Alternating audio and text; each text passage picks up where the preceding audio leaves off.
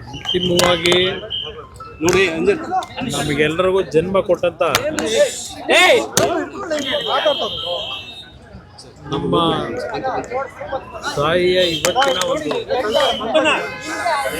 ನಮ್ಮೆಲ್ಲರನ್ನ ಅಗಲಿ ಹೋಗಿರ್ತಕ್ಕಂಥದ್ದು ಏನಿದೆ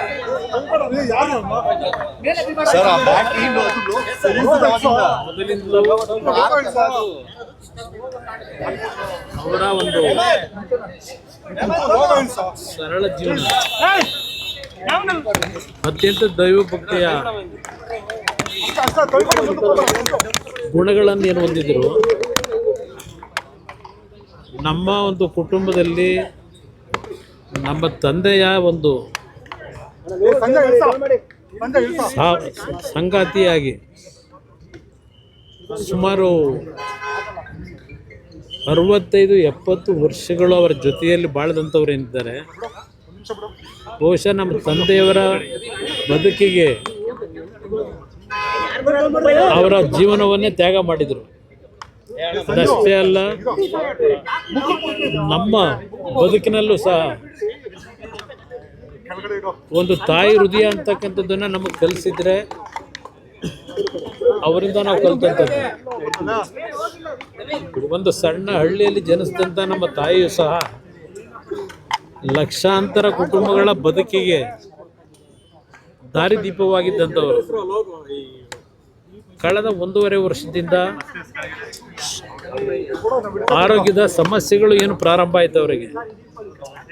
ಅವರ ದಿನಕ್ಕೆ 8ರಿಂದ 10 ಗಂಟೆ ದೇವರ ಕೋಣೆಯಲ್ಲಿ ಬೆಳಗ್ಗೆ 5 ಗಂಟೆಗೆ ಇದ್ದರೆ 3 ಗಂಟೆವರೆಗೂ ಒಂದು ಹನಿ ನೀರನ್ನು ಕುಡಿದೇನೆ ದೇವರ ಸ್ಮರಣೆ ಮಾಡ್ಕೊಂಡಿದ್ದಂಥವ್ರು. ನಾವು ನಮ್ಮ ಒಂದು ರಾಜಕೀಯದ ಬದುಕಿನಲ್ಲಿ ನಾವೇನಾದ್ರು ಅಲ್ಪ ಸ್ವಲ್ಪ ಒಳ್ಳೆ ಬುದ್ಧಿ ಕಲ್ತಿದ್ರೆ ನಾವುಗಳು, ಅವರು ಕಲಿಸಿದಂಥ ಬುದ್ಧಿ ಕಳೆದ 4 ದಿನಗಳಿಂದ, 4 ದಿನ ಅಷ್ಟೇ ಅಲ್ಲ, ಕಳೆದ 1 ವರ್ಷದಿಂದ ಅವರು ಪ್ರತಿನಿತ್ಯ ಪಡ್ತಾ ಇದ್ದಂಥ ಯಾತನೆಯನ್ನು ನಾವು ನೋಡ್ತಾ ಇದ್ವಿ. ಎಷ್ಟೇ ನಾವು ಬಿಡು ಇಲ್ಲದೆ ಕಾರ್ಯಕ್ರಮಗಳಲ್ಲಿ ಭಾಗವಹಿಸ್ತಾ ಇದ್ರು, ಎಲ್ಲೇ ಇದ್ದರೂ ಅವರ ಸ್ಮರಣೆಯಲ್ಲೇ ನಾವು ಇರ್ತಾ ಇದ್ವು. ಸಮಯ ಸಿಗ್ತಾಗಲೆಲ್ಲ ಹೋಗಿ ಮಾತನಾಡ್ಲಿಕ್ಕೆ ಹೋದರೆ, ಇಲ್ಲ ಅವರನ್ನು ಮಾತನಾಡಿಸ್ಲಿಕ್ಕೆ ಹೋದರೆ ಊಟ ಮಾಡಿದ್ದೀರಾ ಅಂತಕ್ಕಂಥದ್ದು ಒಂದೇ ಅವ್ರ ಬಾಯಿನಲ್ಲಿ ಬರ್ತಾ ಇದ್ದು. ಕಳೆದ 1 ವರ್ಷದಿಂದ ಅವ್ರನ್ನ ನೋಡ್ಲಿಕ್ಕೆ ಬರ್ತಕ್ಕಂಥವ್ರ ಬಗ್ಗೆ 4 ದಿನಗಳ ಹಿಂದೆ ಸಮಸ್ಯೆಗಳೇನು ಪ್ರಾರಂಭ ಆಯಿತು, ಅದು ಕೋವಿಡ್ನ ಪೀರಿಯಡ್ನಲ್ಲಿ 2 ಬಾರಿ ಅವರಿಗೆ ಕೋವಿಡ್ ಅಟ್ಯಾಕ್ ಆದ ನಂತರ ಅವರ ಆರೋಗ್ಯ ಕ್ಷೀಣಿಸ್ತಕ್ಕಂಥದ್ದಕ್ಕೇನು ಪ್ರಾರಂಭ ಆಯಿತು. ಆ ಲಂಗ್ ಮೇಲೆ ಆದಂಥ ಒಂದು ಸಮಸ್ಯೆಯಿಂದ, ರೆಸ್ಪಿರೇಟರಿ ಸಿಸ್ಟಮ್ನ ಸಮಸ್ಯೆಯಿಂದ ಸ್ವಲ್ಪ ಗಂಭೀರವಾದಂಥ ಪರಿಸ್ಥಿತಿಯಲ್ಲಿ 4 ದಿನಗಳ ಹಿಂದೆ ಬಂದಂಥದ್ದೇನಿದೆ, ನಮ್ಮ ಮಣಿಪಾಲ್ ಹಾಸ್ಪಿಟ್ಲಿಗೆ ಸೇರಿಸಿ ಡಾಕ್ಟರ್ಗಳು ಉತ್ತಮವಾದ ಪ್ರಯತ್ನ ಪಟ್ಟಿದ್ದಾರೆ. ಆದರೆ ನಮ್ಮ ಪ್ರಯತ್ನ, ವೈದ್ಯರ ಪ್ರಯತ್ನಗಳಿಗಿಂತ ಹೆಚ್ಚಾಗಿ ಭಗವಂತ, ಅದರಲ್ಲೂ ವಿಶೇಷವಾಗಿ ರಾಜರಾಜೇಶ್ವರಿ ತಾಯಿಯ ಒಂದು ಭಕ್ತೆಯವರು ಪ್ರತಿ ಶುಕ್ರವಾರ ರಾಜರಾಜೇಶ್ವರಿ ದೇವಸ್ಥಾನಕ್ಕೆ ಕಳೆದ ಒಂದು 35-40 ವರ್ಷಗಳಿಂದ ಹೋಗ್ತಾ ಇದ್ದಂಥವ್ರು ಪ್ರತಿ ಶುಕ್ರವಾರ. ಆ ತಾಯಿಯಿಂದಲೇ ಒಂದು ಬಾರಿ ಅವರಿಗೆ ಆಸಿಡ್ನ ಒಂದು ಅಟ್ಯಾಕ್ ಆದಂಥ ಸಂದರ್ಭದಲ್ಲೂ ಉಳಿದಂಥದ್ದು. ಅವತ್ತೇ ಅವರು ಹೋಗಬೇಕಾದಂಥ ಒಂದು ಪರಿಸ್ಥಿತಿ ಇತ್ತು. ಭಗವಂತ ಉಳಿಸಿದ್ದ. ಭಗವಂತನಿಗೆ ಬಹುಶಃ ಅವರ ಬದುಕು ಈಗ ಸಾಕು ಅಂತಕ್ಕಂಥ ಒಂದು ತೀರ್ಮಾನಕ್ಕೆ ಬಂದು ಅವ್ರನ್ನ ಕರ್ಕೊಂಡಿದ್ದಾನೆ ಅನ್ನೋದು ನನ್ನ ಅಭಿಪ್ರಾಯ. ಇವತ್ತು ಅವರನ್ನು ಮನೆಗೆ ಅವರು ಏನು ನಮ್ಮನ್ನು ಅಗಲಿದ್ದಾರೆ. ಪದ್ಮನಾಭನಗರದ ಮನೆಯಲ್ಲಿ ಇವತ್ತೇನು ಅವರ ಅಂತಿಮ ಒಂದು ಕಾರ್ಯಗಳನ್ನು ಮಾಡಬೇಕು. ಆದ ನಂತರ ಅವರ ಒಂದು ಲಕ್ಷಾಂತರ ಕುಟುಂಬದ ಸದಸ್ಯರುಗಳು ಅವರಿಂದ ಏನು ಜೀವನ ಕಂಡಿದ್ದಾರೆ, ಅವರುಗಳು ಸಹ ನೋಡ್ಲಿಕ್ಕೆ ಬರ್ತಕ್ಕಂಥವರಿಗೆ ಒಂದು ಅವಕಾಶ ಕಲ್ಪಿಸ್ತಕ್ಕಂಥದ್ದು ನಮ್ಮ ಕರ್ತವ್ಯ ಇದೆ.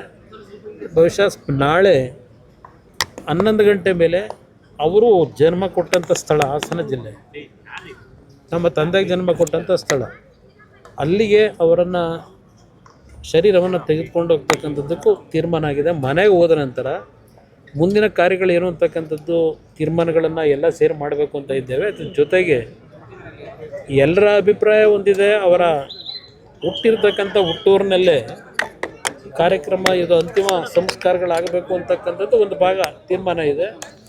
ಬಹುಶಃ ಮನೆಯಲ್ಲಿ ಎಲ್ಲರ ತೀರ್ಮಾನ ಚರ್ಚೆ ಮಾಡಿದ ನಂತರ ರಂಗನಾಥ ಸ್ವಾಮಿ ದೇವಸ್ಥಾನ ಇದೆ, ಮಾವಿನಕೆರೆ ಒಂದು ಪವಿತ್ರವಾದಂಥ ದೇವಸ್ಥಾನದ ಅಡಿಯಲ್ಲಿ ಒಂದು ಸನ್ನಿಧಾನದಲ್ಲಿ ಅಂತಿಮವಾದಂಥ ಕ್ರಿಯೆಗಳನ್ನು ಮಾಡ್ತಕ್ಕಂಥದ್ದು ಒಂದು ಚರ್ಚೆ ಇದೆ. ಆ ಒಂದು ನಿಟ್ಟಿನಲ್ಲಿ ಮನೆಗೆ ಹೋದ ನಂತರ ತೀರ್ಮಾನ ಮಾಡ್ತೀವಿ. ಸಾರ್ವಜನಿಕ ಅವರನ್ನು ಅಂತಿಮ ದರ್ಶನ ಪಡೀತಕ್ಕಂಥದ್ದಕ್ಕೆ ಪದ್ಮನಾಭನಗರದ ಮನೆಯಲ್ಲಿ ವ್ಯವಸ್ಥೆಗಳನ್ನು ಮಾಡ್ತಾ ಇದ್ದೇವೆ. ಸ್ವಲ್ಪ ಜನ ಜಾಸ್ತಿ ಆದರೆ ಪದ್ಮನಾಭನಗರದಲ್ಲೇ ಮೈದಾನ ಇದೆ, ಅಲ್ಲಿ ನೋಡಿಕೊಂಡು ತೀರ್ಮಾನ ಮಾಡ್ತೀವಿ. ಬಟ್ ಅವರು 11 ಗಂಟೆ ಮೇಲೆ ನಾಳೆ ಹಾಸನ ಜಿಲ್ಲೆಗೆ ಅವರ ಪಾರ್ಥಿವ ಶರೀರವನ್ನು ತೆಗೆದುಕೊಂಡು ಹೋಗ್ತಕ್ಕಂಥದ್ದಕ್ಕೆ ಅಂತಿಮ ನಿರ್ಣಯ ಮಾಡ್ತೀವಿ.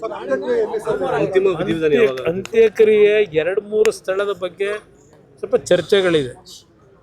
ಅಂತಿಮವಾಗಿ ನಾವು 4 ಜನ ನಮಗೇನು ಜನ್ಮ ಕೊಟ್ಟಿದ್ದಾರೆ, ನಮ್ಮ ತಾಯಿ 2 ತಂಗಿಯರಿದ್ದಾರೆ, ಅವರೆಲ್ಲರ ಜೊತೆ ಕೂತು ಚರ್ಚೆ ಮಾಡಿ ಬಹುಶಃ ನನ್ನ ಒಂದು ವೈಯಕ್ತಿಕವಾದಂಥ ಅಭಿಪ್ರಾಯ, ಅವರನ್ನು ಬೆಳೆಸಿದಂಥದ್ದು ಯಾವೊಂದು ಹರದನಹಳ್ಳಿ ಗ್ರಾಮದಲ್ಲಿ ಹುಟ್ಟಿದ್ರು, ಅಲ್ಲೇ ಅವರ ಅಂತಿಮ ಅಂತ ನಮ್ಮ ತಾಯಿ ಹುಟ್ಟಿದ್ದು ಪಕ್ಕದ ಮುತ್ತಿಗೆರಹಳ್ಳಿ ಅಂತ ಹೇಳಿ, ಅವರು ಪಾಠ ಕಲ್ತಿದ್ದು ಶಾಲೆಗಳಿಗೆ ಹೋಗಿದ್ದು ಹಳೆಕೋಟೆ ಅಂತಕ್ಕಂಥ ಮಾವಿನಕೆರೆಯ ರಂಗನಾಥ ಸ್ವಾಮಿ ದೇವಸ್ಥಾನ ಏನಿದೆ ಆ ತಪ್ಪಲಿನಲ್ಲಿ ಇರ್ತಕ್ಕಂಥ ಸ್ಥಳದಲ್ಲಿ ಆ ರಂಗನಾಥ ಸ್ವಾಮಿಯ ಸನ್ನಿಧಾನದಲ್ಲೇ ಆ ರಂಗನಾಥ ಸ್ವಾಮಿಯ ಅವರು ಏನು ನಂಬಿಕೆ ಇಟ್ಕೊಂಡಿದ್ರು, ನಮ್ಮ ತಂದೆ ನಮ್ಮ ತಾಯಿ ಇಬ್ಬರು, ಆ ದೇವರ ಸನ್ನಿಧಾನದಲ್ಲೇ ಮತ್ತು ನಮ್ಮ ಹುಟ್ಟೂರು ಶಿವನ ದೇವಸ್ಥಾನ ಏನಿದೆ ಆ ಶಿವನನ್ನು ನಂಬಿ ಬಂದಂಥವ್ರು, ಆ ಒಂದು ಪರಿಸರದಲ್ಲೇ ಆ ಒಂದು ಎಲ್ಲ ರೀತಿಯ ಅಂತ್ಯಕ್ರಿಯೆ ಕಾರ್ಯಗಳಾಗಬೇಕು ಅಂತಕ್ಕಂಥದ್ದು ನಮ್ಮ ಒಂದು ಚರ್ಚೆ ಇದೆ.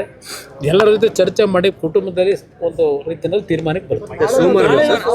ಸೋಮವಾರ ಅಂತ್ಯಕ್ರಿಯೆಯನ್ನು ಸೋಮವಾರ ಇಟ್ಕೊಂಡಿದ್ದೇವೆ. ಸೋಮವಾರ ಸಮಯ ಇನ್ನೂ ನಿಗದಿ ಆಗಿಲ್ಲ. ಆದರೆ ಹಾಸನಕ್ಕೆ ಹೋದ ನಂತರ ಬಹುಶಃ ಹಾಸನದ ಜನತೆ ಅವ್ರ ಬಗ್ಗೆ ಅಭಿಮಾನ ಇಟ್ಟಿರ್ತಕ್ಕಂಥವ್ರು ಸಂಬಂಧಿಕರು ಜಾಸ್ತಿ ಇದ್ದಾರೆ. ಅವರೆಲ್ಲರಿಗೂ ಅಲ್ಲೂ ಸಹ ಅಂತಿಮ ದರ್ಶನಕ್ಕೆ ಅವಕಾಶ ಕಲ್ಪಿಸಬೇಕು. ಅದೆಲ್ಲ ಅಲ್ಲಿಯ ಪರಿಸ್ಥಿತಿಗಳನ್ನು ನೋಡಿ ತೀರ್ಮಾನ ಸೋಮವಾರ ಎಷ್ಟು ಗಂಟೆಗೆ ತೀರ್ಮಾನ ಮಾಡ್ತೀವಿ.